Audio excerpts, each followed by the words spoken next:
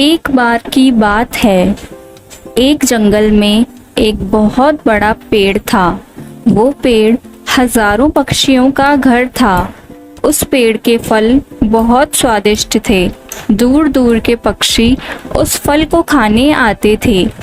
उसी बात का फायदा एक चालाक शिकारी ने उठाया। उसने उस पेड़ के नीचे कुछ अनाज डाल दिए और उसके ऊपर अपना जाल बिछा दिया, ताकि जैसे ही कोई पक्षी उस अनाज को खाने के लिए बैठे, तुरंत उसका पैर जाल में फंस जाए और वो पक्षी उड़ नहीं पाएगा। जाल बिछा के शिकारी पेड़ के पीछे छुप गया। कुछ देर बाद एक कबूतरों का झुंड उड़ते हुए आते दिखा। कबूतरों ने देखा कि पेड़ के पास काफी अनाज पड़ा है, तो सबकी उसको खाने के लिए जाने लगे। लेकिन तभी कबूतरों के लीडर ने उन सबको रोका और बोला, नहीं, कोई उस अनाज को नहीं खाएगा। बाकी कबूतर बोले, लेकिन क्यों? हम इतनी दूर से उड़कर आए हैं ताकि कुछ खा सकें, और जब खाना हमारे सामने है तो तुम हमको रोक रहे हो। तब लीडर कबूतर बोलता है, मुझे ये अनाज के पीछे कोई शिकारी की चाल लग रही है, इसीलिए मैं मना कर रहा हूँ। लेकिन कोई भी कबूतर उसकी बात नहीं मानता और सब अनाज के पीछे चले जाते हैं। सबको जाता देख लीडर को भी जाना पड़ता है।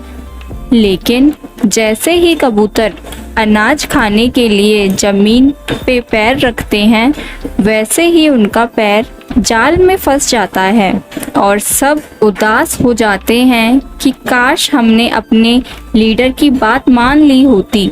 सब लीडर से माफ़ी मांगते हैं। लीडर बोलता है, अब जो होना था वो तो हो गया, अब उदास होने से कुछ नहीं होगा। अब हम सबको मिलके यहाँ से बाहर निकलने के बारे में सोचना चाहिए।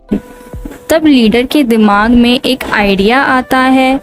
वो सारे कबूतरों को बोलता है कि हम एक साथ अपने पंखों को उड़ने के लिए हिलाएंगे और जाल के साथ उड़ जाएंगे।